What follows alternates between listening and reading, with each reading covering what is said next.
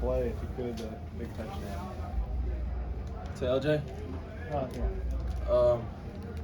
Yeah, it's just a play we worked on all week.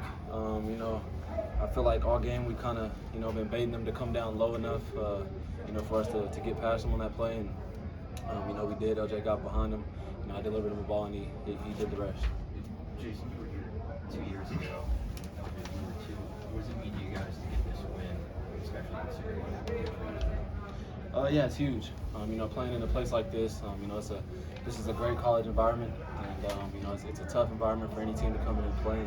And, I think we, after that game a couple years ago, we kind of understood, the severity of the environment here, and how much it could affect us. And I feel like we worked hard all week, and we came out fighting. Bean, what happened when you went down and had to go out for a play? Yeah, he kind of fell in my leg, and it just kind of scared me. Sure. Yeah. Did you know you were fine? Yeah. Once I stood up and I put some weight on, I knew I was all right. Sure. Lawrence, what are your thoughts in that moment, especially with Jalen not here and knowing it's a freshman who's never played that would have to go in if he stayed down? What goes through your mind when you see that? I mean, as a receiver and just the chemistry that we have with Jason, a lot of mixed emotions start to go in at that point, and like hopefully he's okay, hopefully he come back. But I trust every quarterback that Coach Tools put out there. We get reps with all of our quarterbacks, so if Bean went down, it was up to Cole to go out there, and I mean he gonna have to get the job done, and I don't got no choice but to trust him. So I put my trust into him just like I put my trust in the Bean, just like I put my trust in the Jalen. So whoever come out there, I trust him to get that job done. LJ, your perspective on the big touchdown.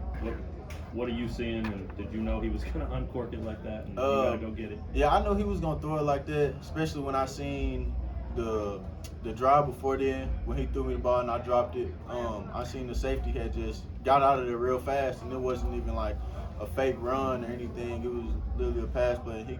He shot down. So when we called that play, and I seen him shoot down, I knew, like, yeah, he gonna hit me on this because the whole defense flowed down. So I knew that was going to be open. Lawrence, what's it like on the sideline before that play? Obviously, Iowa State just scored. So what's it like when you guys are in the huddle right before you go on the field?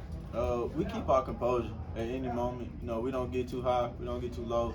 And so when they went down and scored, we just like, all right, we finna go full speed, we finna go score, and then defense gonna do what they need to do so we can get the game over with. So it was just keeping your composure, just making sure we went out and we did what we had to.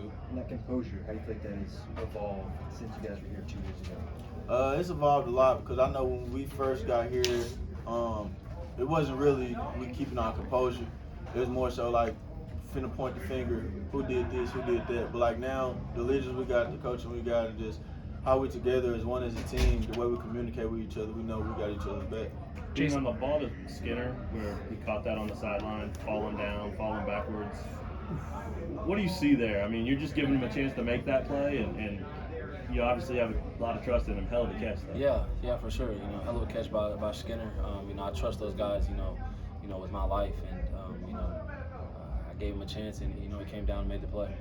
Jason, you were the beneficiary of a couple of aggressive play calls, going forward on fourth down and then going over the top to LJ late for that touchdown. Just how does it feel to kind of be empowered to go downfield in those situations? Yeah, well, Coach K trusting us and we trusting him.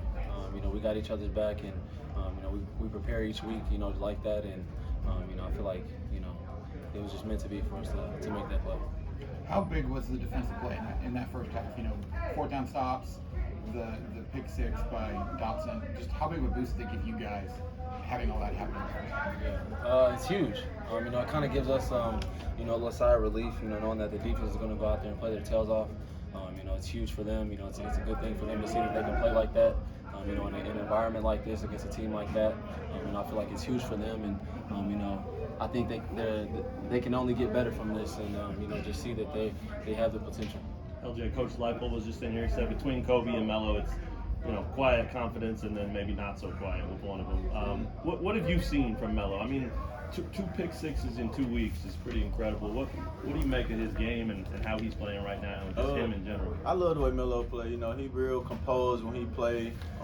Him and Kobe have two totally different playing styles, and I love the way both of their playing styles are. But when it comes to Melo, it's like he's composed at all times. Like even if someone catches the ball on him, he's still composed. Like he never gets out of character. And so just seeing how he can go back and he can catch 2 back-to-back pick sixes in the game, like that's something that we see in practice. The way he practices exactly how he plays. So that was, for me, being a receiver and going against DBs every day, that was something that I wasn't used to, but it's something that I see every day. Sure.